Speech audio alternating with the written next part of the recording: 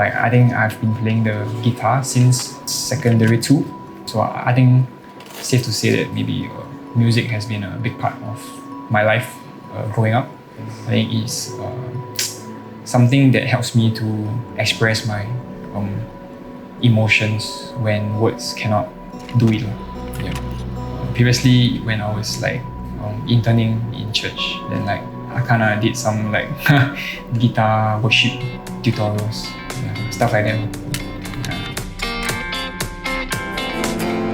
All my life you have been faithful. All my life you have been so good. Hello everyone, my name is Shaun and today I'll be teaching you how to play Goodness of God by Bethel. Hi, my name is Shaun. I'm 23 this year, and yeah, I'm currently studying psychology, year 2 in NUS.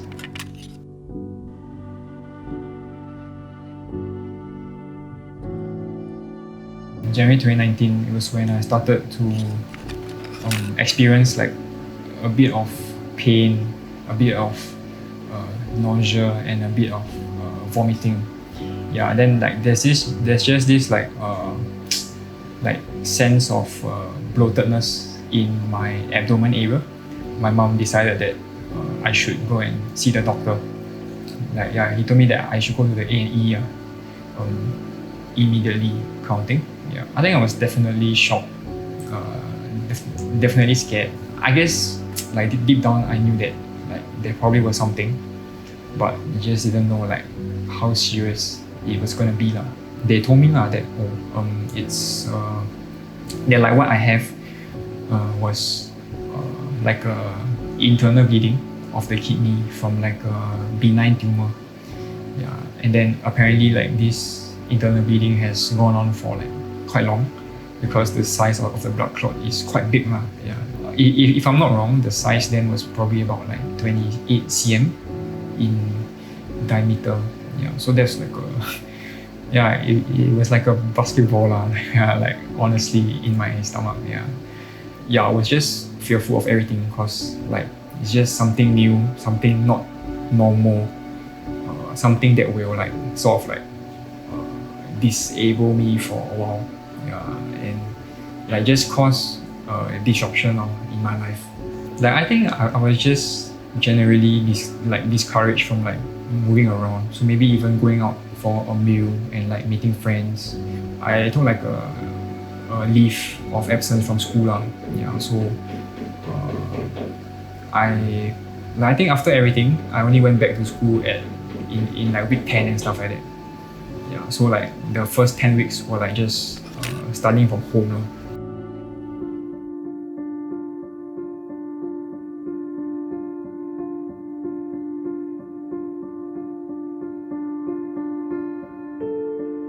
The doctor said that like once you stop the bleeding, then without blood supply to the blood clot, then it will slowly like decrease in size.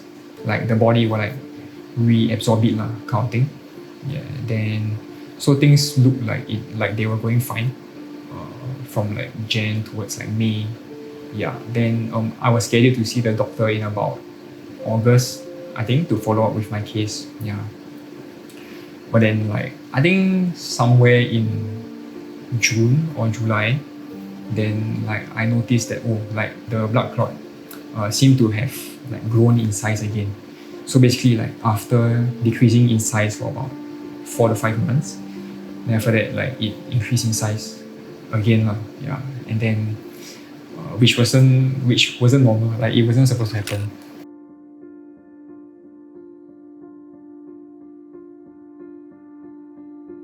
So at that point in time, I got like warded again.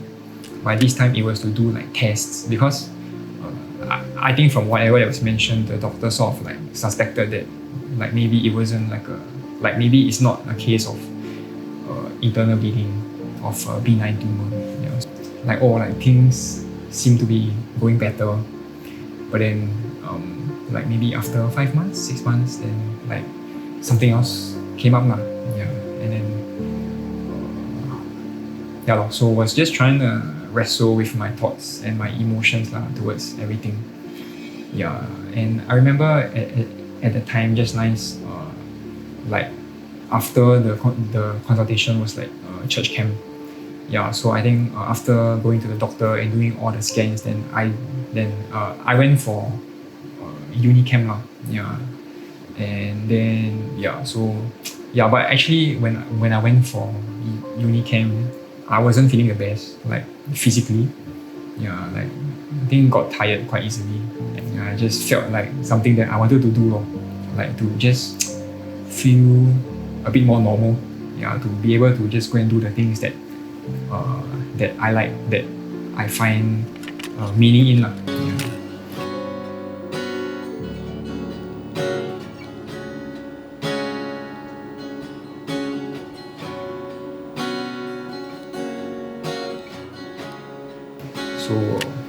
So actually, apparently during the course of uni camp, actually the doctor got back to my parents like already about my results of the test lah. Yeah.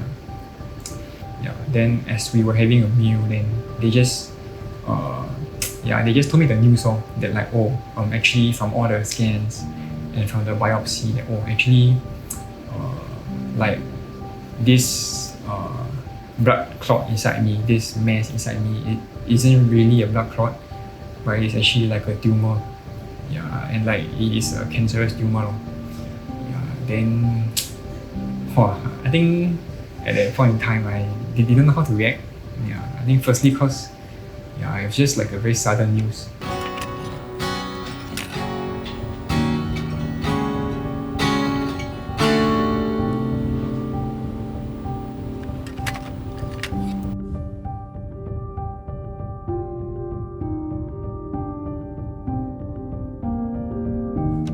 I was scheduled for chemo like the day after lah. So camp ended on Sunday. Then I was to see the doctor on Monday. Yeah, and then like I think on Tuesday I was supposed to start chemo. Yeah, because during that time like the tumor was too big to operate on lah. Yeah, so yeah, cause it was pressing against like multiple organs, not only my liver but I think also my diaphragm. And then like apparently in that area there's this like major vein. I think it's called the IVC or something like that. Yeah. So basically like it complicates the whole process of surgery lah. If the tumor is too big. Yeah. So I went for chemo to like shrink the tumor. Hopefully that it will become small enough so that the surgery will not be as complicated lah. I guess at that point in time like the goal was to just save my life. Yeah. So nothing was really considered. Like I just straight away like got warded and had chemo. At that point in time, it was like after I've been through like the whole like blood clot incident. So it was like maybe 5 to 6 months of just not being able to do what I can do, and 5 to 6 months of like physical discomfort. Yeah, so I thought that things will just naturally get better lah.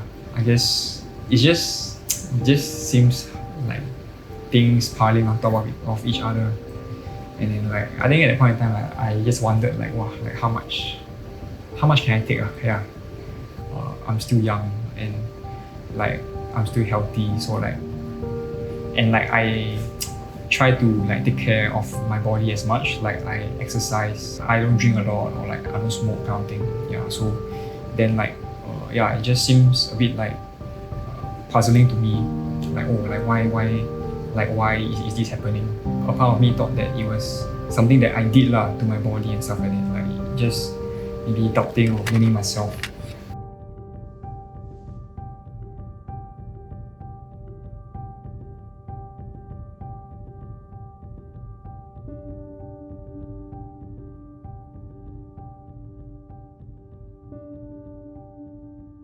I think the days leading up to surgery, it was a different set of struggles and concerns that I had lah. I think definitely one is that even though the tumor shrank, it is still a major surgery. Like it was still like a 8 to 10 hour surgery. Like it was proposed like 8 to 10 hours. Then the scar would be quite big lah. Like because the cut on my body had to be like big enough for the tumor to come out. And then at that point in time, the doctor said that maybe I had to my life had to be on a machine support for a while.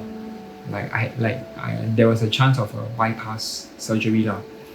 And then I guess the whole idea of being on GA, general anesthesia, like was pretty scary lah. Like just being asleep for like the whole 8 to 10 hours and like not knowing what's happening, and like like thoughts of like, oh, like what if during the whole like the whole surgery, the whole procedure, what if there were like complications and stuff, then I wouldn't even know. Yeah, and I guess also coupled with like all the risk factors that like the doctors had to tell me, leading up to the surgery lah, like risk of bleeding, risk of stroke, risk of death, a lot of risk now that they had to see. And like I think hearing all that just makes things a bit like scarier. I remember I read this book by John Piper. It's called How Not to Waste Your Cancer. So basically in the book, then he was saying how you waste your cancer if like during that whole period, that whole season, you choose to trust in numbers and statistics more than you trust in the name of God. And I think throughout the whole season of like doubt and worry, I just got reminded of what I read, like as I was presented with a lot of numbers and statistics about my health and my risk. And I guess through it all, I just decided to take the step of faith. I mean, it was something that I had to go through, but I think internally there was a change, like there was a shift in like my perspective and my whole like attitude towards everything. I think the night before or like while waiting for the medicine, then I think I was just praying in my heart lah, like God, like this body is yours, and I think I just prayed for like His protection over everything. I guess also another factor was that I had quite a lot of time to myself, like being like in the hospital ward, like when all my friends and family like they go home and like I'm alone and stuff. And I think it's those times whereby I just just seek God on my bed lah. And I think just just like conveying to Him like my feelings, my thoughts towards this whole process, and just asking Him to like I don't know what was I looking for lah, but I probably just like just His presence or His comfort, His assurance that He's there.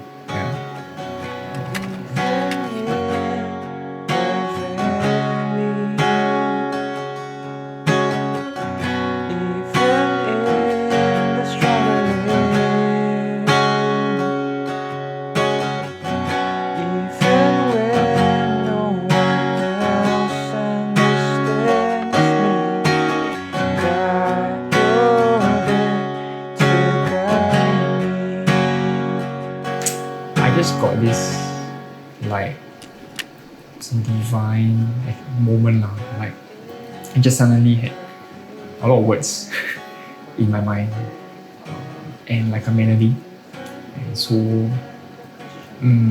I just decided to like type it down.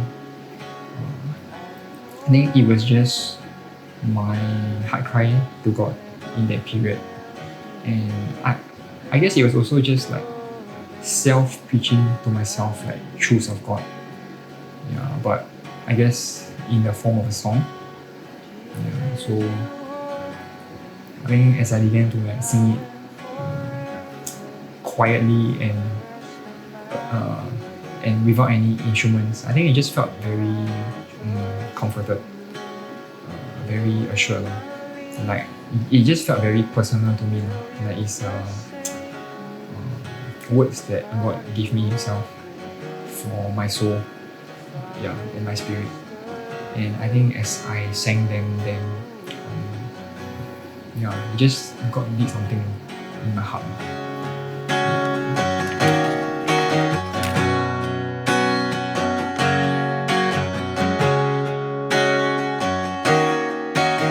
Oh, whom shall I fear? God, you're always here. You're always near, welcoming me into your arms. Whom shall I fear? God, you're always here. You're always near, welcoming. The concept of death became a bit more real to me lah. So I think I thought about it a bit lah. Yeah, and I think like I mentioned, like with all the stuff that God reminded me and stuff like that, I guess I really cannot control like whatever that's happening on the surgery table. But even so, like God is in control, and I think just by the mere like fact of knowing that, I think it helped me to trust. Yeah, helped me to have faith. Like, okay, like my life is in His hands, and that He will do whatever it takes to save me. And even if not, then I was genuinely like at peace with it. Yeah. Yeah. I even made this joke like, like maybe after I wake up from the anesthesia, it's either I see the face of my loved ones, or if not, then I'll see like Jesus. Yeah, but like nobody told the joke very well lah, cause I think it was just a bad timing. But yeah. Yeah, so after the surgery, it was quite a successful surgery. Yeah, they removed the tumor with negative margins, which is a good thing because like it prevents like the chance for spread or from the tissues that were already like infected. The doctor proposed like maybe like a week of recuperation in the hospital, but at the end of the day, like I think after like 4 or 5 days, then like I was able to be discharged. Yeah, so it was something that's quite divine, quite miraculous now. How I recovered like so fast and stuff like that. Yeah. Our time on this earth is limited, and so we should like seize every chance that we have. And I guess to me it just means a bit more. Yeah, because I've been through something that could have potentially like shortened my life. So I guess I see this whole like recovery from everything as like a second chance from God, or more like just God is not like done with me yet. There's still things on here in this earth that He wants me to do, and He wants to continue to grow me and use me. So I think knowing that, then that's how I will continue to live my life. Yeah, like going through uni and even further down the road, maybe in my career, in what I do, definitely I'll consider like the things of His kingdom at the topmost priority. Yeah.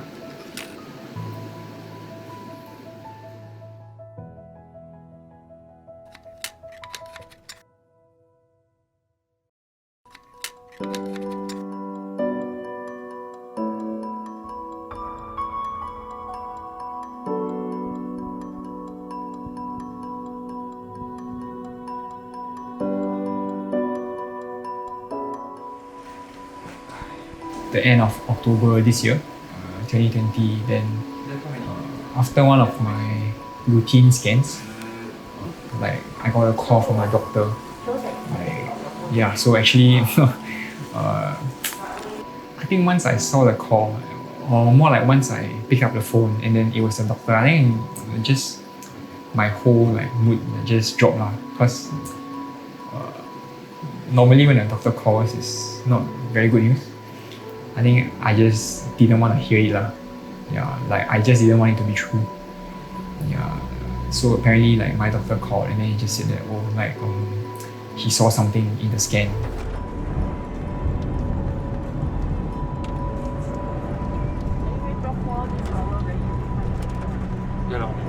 it was made known that apparently there's this 2 to 3 cm growth. So the doctor said that from his experience, it's most probably like a relapse.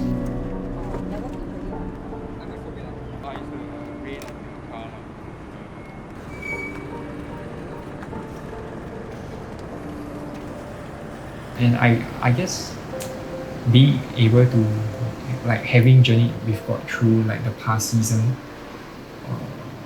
of chemotherapy and surgery, I think it definitely helped with my management of my expectations of what's to come lah. Yeah, it's of course quite tiring to go for chemo once again, but I think one verse that God has been speaking to me recently is Matthew 6:33 to 34. So it reads, but seek first His kingdom and righteousness, and all these things will be given to you. And these things refer to basically His providence for us. He's taking care of us, providing for our every need lah. Yeah, and then it goes on to say, and do not worry about tomorrow, for tomorrow will worry about itself. Yeah, I think it's something that resonates with me in this season lah. That there is 1,001 things that may happen in this season. Yeah, it's just generally filled with uncertainty, but I think I will choose to take it one step at a time, one day at a time, and leave whatever is to come to God. I think I'm continuing to hold on to the truth of whatever God has revealed to me in the past year, this year. How I'm privileged to be able to just know Him on such a deep level. There are definitely times whereby I still struggle a bit in my thoughts and everything, but I think the past experience, coupled with the same friends that has gone through with me since last year, how they still continue to support me, I think helps to just make the whole process a bit more smoother. And I think I said my life is in God's hands. I think at this point in time it still applies, and I mean, if you ask me, it's still something that I would say without hesitation, still full of faith, full of trust and hope that whatever is to come is just a journey that God has paved for me and I will just choose to walk through it with Him and the people around me. Yeah, so yeah. Now and forever, for the rest of my days, I put my trust